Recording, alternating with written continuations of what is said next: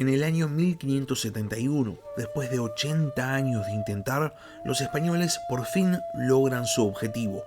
Fundan un puerto en el extremo oeste de Asia, la ciudad de Manila, en las Filipinas, y desde ahí se disponen a aprovechar el rico comercio de los puertos asiáticos. Manila lo tenía todo: una excelente ubicación, una gran infraestructura dedicada al comercio, y aparte y sobre todo gracias al esfuerzo de los comerciantes españoles, logra transformarse en el nuevo centro de una red de comercio que hasta el momento habían dominado los okinawenses, transformándose Manila en el puerto de referencia para los comerciantes chinos, japoneses y también los del sudeste asiático. Esto significa que Manila se transforma muy rápidamente en uno de los puertos más prósperos del mundo, y entonces, lógicamente, empieza a atraer atención no deseada. En el mar de Asia Oriental, donde se desenvolvía una de las rutas de comercio más ricas del planeta, había una enorme infestación de piratas que iban desde las pequeñas tripulaciones de un buque saqueador hasta auténticos señores piratas que controlaban decenas y decenas de barcos. Quienes más se dedicaban a la piratería eran, por un lado, los chinos, generalmente los grandes señores piratas, y por otro lado, los japoneses, quienes cuando no se dedicaban al trabajo de mercenarios o sino al contrabando, componían las tripulaciones que se dedicaban exclusivamente al saqueo. La amenaza de los piratas de Asia Oriental era real. De hecho, Manila ya la había vivido a poco tiempo de haber sido fundada, porque en el año 1574 ya había sido atacada. Y si bien los españoles habían salido victoriosos en este primer enfrentamiento entre los ibéricos y los piratas de Asia Oriental, la ciudad, que cada día crecía en riqueza, iba a vivir al poco tiempo una nueva amenaza. Pero ahora los españoles, en vez de esperar detrás de los muros de su capital asiática, iban a lanzarse al ataque.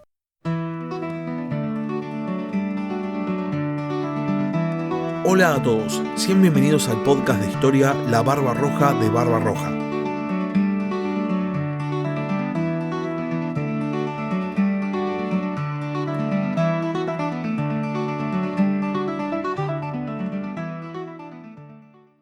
En el año 1574, la recientemente fundada ciudad de Manila tiene que enfrentarse a un ataque por parte de un muy importante señor pirata. Para los españoles, este ataque es un golpe de realidad. La amenaza pirata era un hecho, y en cualquier momento podía volver a aparecer una flota invasora. Esto significa que, al mismo tiempo que los españoles transformaban a Manila en el nuevo gran centro de comercio de toda Asia Oriental, también se preocupaban enormemente por las defensas de sus nuevos dominios, y esto tenía un motivo fundamental, porque de vuelta, a la par que Manila se transformaba en este gran centro de comercio tan próspero, la actividad pirata en torno a las Filipinas iba en aumento. Y para entender por qué, hay que primero hablar sobre quiénes eran estos piratas que operaban cerca de las Filipinas. En el mar de Asia Oriental pasa una de las rutas de comercio más importantes de toda la historia, que es la que llega a puertos chinos. China es una potencia económica en el día de hoy y era una potencia económica hace 500 años. De hecho, China siempre fue una gran potencia económica y por este motivo las rutas comerciales del mar de Asia Oriental siempre fueron muy transitadas. Y desde la antigüedad, podríamos decir desde que el humano empezó a navegar, donde hay grandes rutas de comercio, siempre hubo piratas.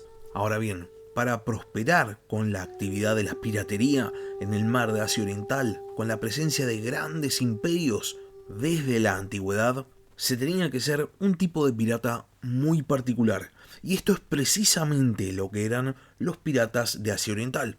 A los piratas que actuaban en aguas orientales se los conocía en este periodo como wako, una palabra del japonés que significa bandidos, ko, del país de Wa, que era el antiguo nombre para Japón. Esto quiere decir básicamente que a los piratas de Asia Oriental se los conocía como bandidos japoneses. Y esto tiene una razón de ser. Los que habían inaugurado la tradición de la piratería en Asia Oriental habían sido samuráis ronins japoneses, es decir, samuráis sin señor, gente perteneciente a la clase guerrera de Japón, quienes, habiéndose quedado sin su sustento económico, habían recurrido a la delincuencia. Esto quiere decir que estos primeros piratas japoneses no eran cualquier bandido, sino que eran guerreros entrenados, muy bien equipados, que simplemente habían decidido hacer en el mar lo que mejor sabían hacer en tierra, lo que los transformaba en oponentes temibles. Con el tiempo, la práctica de la piratería wako se había exportado a China y habían surgido grandes señores piratas que a esta tradición japonesa le habían sumado los inagotables recursos del Imperio Medio, generándose de esta manera una especie de relación simbiótica, una asociación por conveniencia entre chinos y japoneses, con el fin de saquear todo el mar de Asia Oriental. Ahora bien, los piratas wako no solo se dedicaban al saqueo, muchas veces también se dedicaban al comercio honesto y otras simplemente al contrabando. Este era el caso de nuestro señor pirata protagonista del capítulo de hoy, un comerciante japonés llamado Naya Sukesaemon, quien en las fuentes occidentales va a ser conocido como Taifusa. La cuestión es que parece ser que Taifusa era un mercader y aventurero de la época, que se dedicaba sobre todo al comercio en las Filipinas, y que en algún momento, más o menos en 1580, decide que va a construir un fuerte al norte de la isla de Luzón, en el territorio que se conoce como Cagayán. Este fuerte va a ser conocido por los españoles, quienes lo van a llamar Puerto de Japón. Y al principio estaba todo bien, los españoles de repente tenían un nuevo vecino, pero siempre y cuando se sometiese al monarca español, no iba a haber ningún problema. El tema es que Taifusa no estaba en la isla de Luzón para transformarse en súbdito del rey de España, sino que tenía como plan hacerse con parte de las riquezas españolas en las Filipinas mediante el saqueo. Es así que este comerciante japonés, que lideraba una tropa de entre 600 y 1000 piratas japoneses, lanza una auténtica campaña de saqueo a la costa de la isla de Luzón, lo suficientemente disruptiva como para que los españoles decidan que esta es una amenaza que hay que cortar de raíz. Habían pasado 6 años desde que el pirata Limaón había atacado Manila en 1574, y ahora los españoles tenían que nuevamente lidiar con la amenaza pirata. Los españoles medio que ya se veían venir que iban a tener que nuevamente lidiar con piratas en las Filipinas, y entonces no tardan demasiado en preparar una campaña para echar a los piratas de sus aguas. En 1581 parte desde el puerto de Manila una flotilla de 7 buques españoles, capitaneada por un tal Juan Pablo de Carrión. A bordo iban un par de decenas de soldados españoles, más que nada originarios de la Nueva España, y también unos cuantos aliados filipinos. La misión encomendada a Carrión era que encontrara y acabara con los piratas, y esto es exactamente lo que hace el capitán español, produciéndose una serie de combates entre navales y terrestres. El primer combate entre los españoles y los piratas japoneses se da cuando la flotilla de Carrión encuentra a un buque pirata. Los españoles simplemente abren fuego, obligando al buque pirata a rendirse. La campaña había empezado muy bien. Después de doblar el cabo Bojeador en el norte de la isla de Luzón, los españoles divisan un gran buque pirata. Una de las naves españolas, la Capitana, se adelanta y se lanza al ataque. Los cañones españoles disparan contra los mástiles del buque pirata con el fin de lograr inmovilizarlo, y una vez que consiguen su objetivo y el mástil se rompe, Carrión ordena el abordaje. Cuando los españoles habían encontrado este buque pirata, su tripulación recién había vuelto de saquear una población en la costa, y por este motivo podríamos imaginar que los piratas no estaban listos para recibir un ataque, y sin embargo estaríamos equivocados. Los piratas japoneses, unos 200 arriba del buque, estaban perfectamente listos para combatir contra los españoles de Carrión, y entonces el intento de abordaje es repelido. Los españoles se tienen que retirar, y entonces, siguiéndolos hasta su barco, son los piratas los que dan inicio a su intento de abordaje. Carrión, que se encontraba a bordo de la Capitana, decide emplazar unas barricadas improvisadas en la popa y se dispone a defender su barco. La férrea defensa española fuerza a los piratas a volver a su buque, y justo en este momento llega al combate otro barco español, el San Giuseppe, que inmediatamente abre fuego contra el buque enemigo. Los piratas, viendo que la batalla estaba totalmente perdida y a sabiendas que su situación era desesperada, deciden abandonar el barco, tirarse al agua e intentar nadar a la costa. Algunos lo consiguen, pero la mayoría se ahoga. El día había sido para los españoles. Después de esta batalla, Carrión ordena que los españoles continúen su camino, ingresando en la desembocadura del río Grande de Cagayán. Ahí los españoles divisan una flotilla de 18 pequeños buques piratas, los cuales, al igual que el gran buque que acababan de derrotar, también estaban saqueando una población costera. Cuando los piratas divisan la flotilla de Carrión, deciden, sin ningún tipo de espera, lanzarse al ataque, produciéndose un sangriento combate en el cual, gracias a la superioridad de la artillería europea, mueren cientos de piratas. Después de esta victoria, Carrión decide nuevamente continuar su camino, con el fin de llegar lo más rápido posible a Puerto de Japón. Una vez que los españoles se encuentran lo suficientemente cerca, Carrión ordena desembarcar.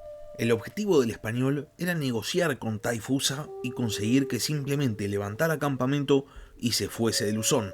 Y esto tiene sentido si nos ponemos a pensar que había llegado hasta Puerto de Japón con un par de decenas de españoles.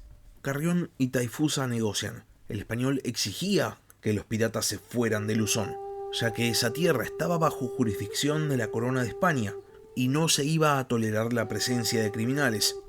Taifusa responde muy elocuentemente, diciendo que los criminales eran los españoles, porque ellos, los piratas japoneses, estaban en las Filipinas desde antes de que los españoles hubiesen llegado, y encima estaban ahí por órdenes del gobierno japonés, así que eran los españoles los que tenían que irse.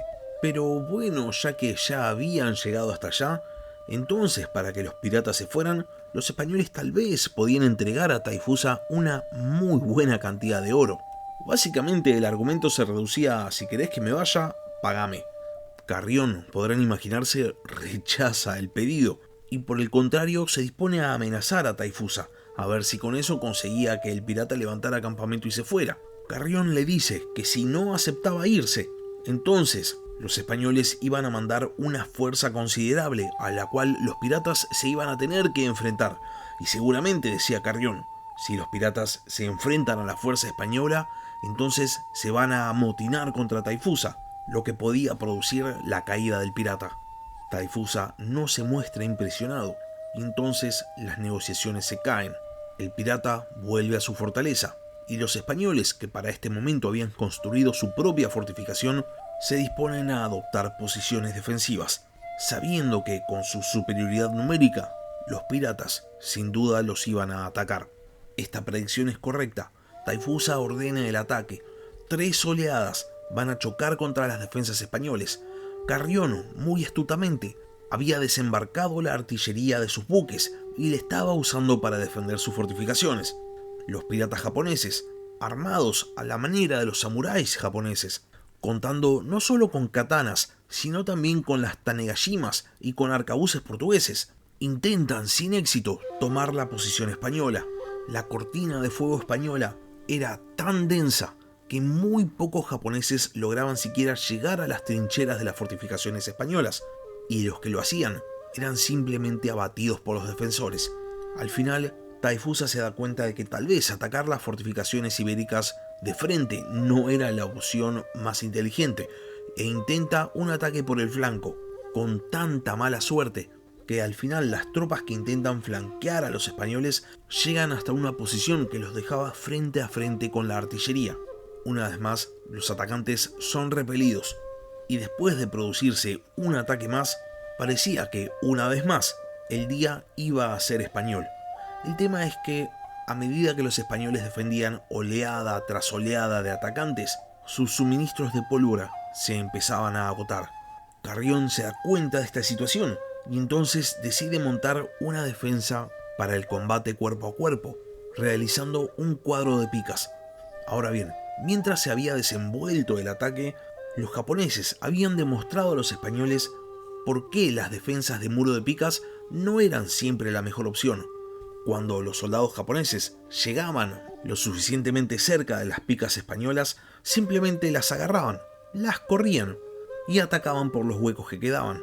Por este motivo, Carrión decide posicionar al lado de cada pica un rodelero, con el fin de que cada piquero español tuviese apoyo. Los preparativos ibéricos van a ser probados en combate muy poco tiempo después, cuando se produzca un nuevo y último ataque japonés. Los japoneses, al igual que habían hecho en las anteriores oleadas de ataque, también corren las picas e intentan ingresar en la formación española, y es ahí donde se encuentran con los rodeleros situados por Carrión, quienes logran abatir a los pocos japoneses que lograban pasar. Las bajas en el bando pirata empezaban a ser demasiadas, y entonces la moral de los japoneses se viene abajo y Taifusa decide huir. Carrión ordena la persecución, logrando alcanzar y asesinar a una gran cantidad de piratas. Ahora sí, el combate de Cagayán había concluido, y una vez más las Filipinas volvían a estar seguras bajo dominio español.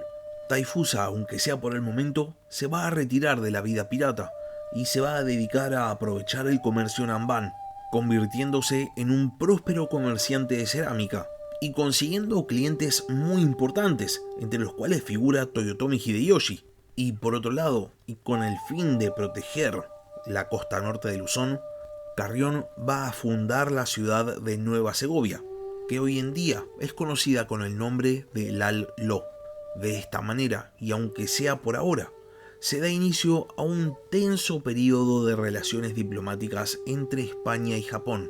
Tenso porque, para el gobierno japonés, los españoles siempre van a ser invasores en las Filipinas, y sin embargo los dos estados se dedican a comerciar entre ellos. Y hasta acá llegamos con el capítulo de esta semana. Si llegaron hasta acá y no están suscritos al canal, les recomiendo que se suscriban. Subo capítulos nuevos todas las semanas.